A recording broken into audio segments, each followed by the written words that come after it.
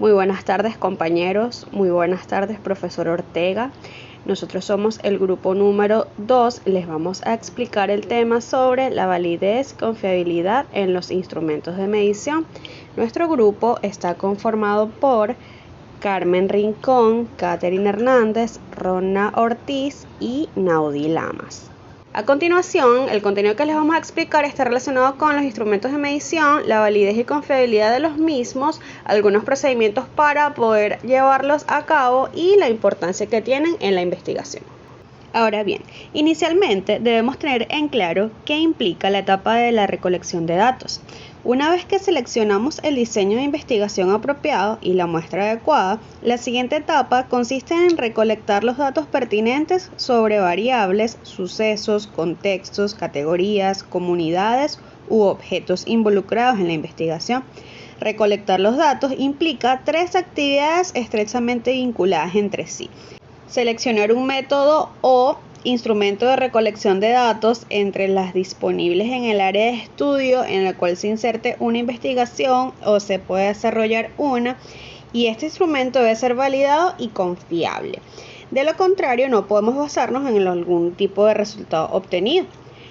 Lo siguiente sería aplicar ese instrumento o método para recolectar los datos, es decir, obtener observaciones, registros o mediciones de variables, sucesos, contextos, categorías u objetos que son los de interés para nuestro estudio. Y por último, preparar observaciones, registros y mediciones obtenidas para que se analicen correctamente. A propósito de esto, es importante tomar en cuenta qué significa medir. De acuerdo con Stevens, en el año 2001, la definición clásica del término significa asignar números a objetos y eventos de acuerdo con reglas.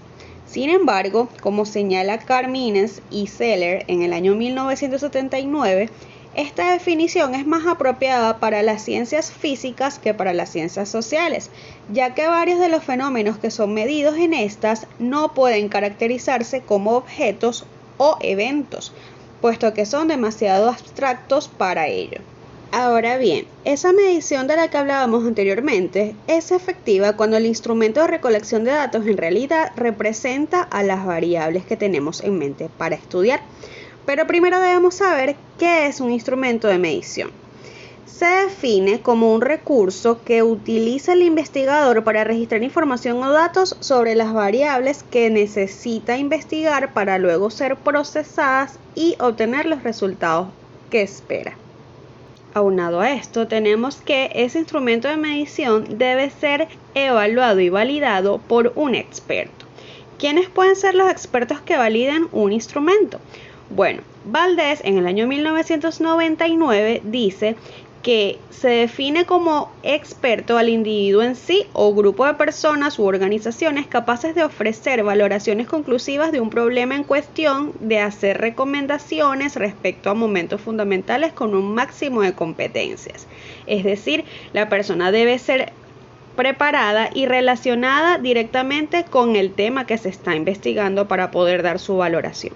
Pese a la presencia del experto o los expertos que se encuentren validando el instrumento de medición, existen también factores que afectan la validez del instrumento.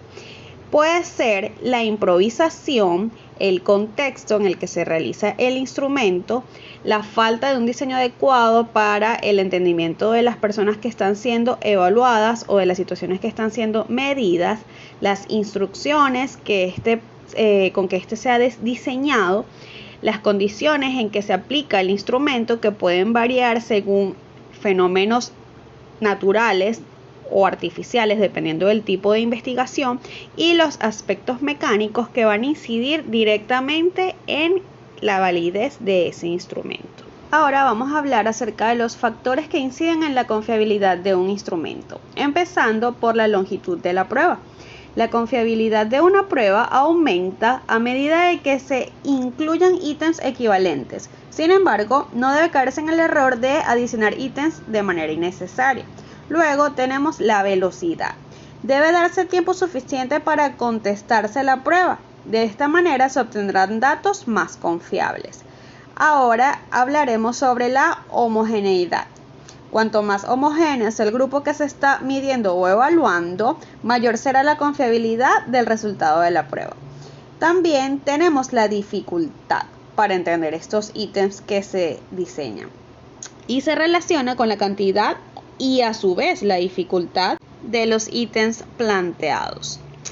Otro punto importante es el diseño. Según el diseño que se le aplique al instrumento, este será entendido o no. ¿Okay? Y por último, se tiene la objetividad.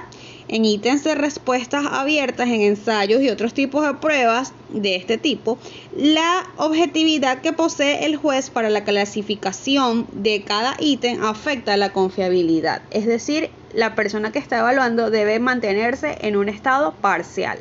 Ahora bien, toda medición o instrumento de recolección de datos debe reunir dos requisitos esenciales: la confiabilidad y la validez de ese instrumento.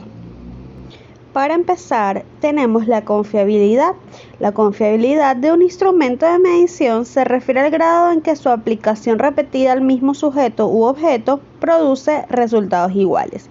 La misma se determina mediante distintas técnicas, usando fórmulas que producen coeficientes de confiabilidad. Estos coeficientes pueden oscilar entre el 0 y el 1, donde 0 significa nula confiabilidad y 1 representa un máximo de confiabilidad o la confiabilidad total. En este sentido, tenemos que existen distintos tipos de procedimientos utilizados para determinar la confiabilidad mediante un coeficiente. El primero es la medida de estabilidad o confiabilidad por test-retest. En este procedimiento, un mismo instrumento de medición se aplica 2 o más veces a un grupo de personas después de cierto tiempo. Esto para verificar la confiabilidad. Si la correlación entre los resultados de las diferentes aplicaciones es altamente positiva, el instrumento se considera confiable. Ahora bien, continuamos con los métodos de formas alternativas o paralelas. En este procedimiento no se administra el mismo instrumento de medición, sino 2 o 3 variaciones de este. Las versiones variables del instrumento de origen son similares en cuanto al contenido, instrucciones, duración y otras características en distintos tipos de ítems. Ahora, los métodos de mitades partidas. Los procedimientos anteriores requieren cuando menos 2 administradores en la medición del mismo grupo de individuos. En cambio, el método de mitades partidas requiere solo una aplicación de la medición, específicamente el conjunto total de ítems. Es dividido en 2 mitades y las puntuaciones o resultados de ambas son comparados. Si el instrumento es confiable, las puntuaciones de ambas mitades deben estar fuertemente relacionadas. Un individuo con baja puntuación en una mitad tenderá a tener también baja puntuación en la otra mitad. Acá tenemos otro ejemplo de cómo pueden ser las aplicaciones de este método de mitades partidas. Ahora continuamos con el coeficiente alfa de Cronbach. Este coeficiente desarrollado por Cronbach requiere una sola administración del instrumento de medición y produce valores que oscilan entre 0 y 1. Su ventaja reside en que no es necesario dividir en 2 mitades a los ítems del instrumento de medición, simplemente se aplica la medición y se calcula el coeficiente a partir de la siguiente fórmula, en donde K representa el número de ítems en la escala, alfa Y la varianza del ítem I y alfa X la varianza de puntuaciones observadas de los individuos.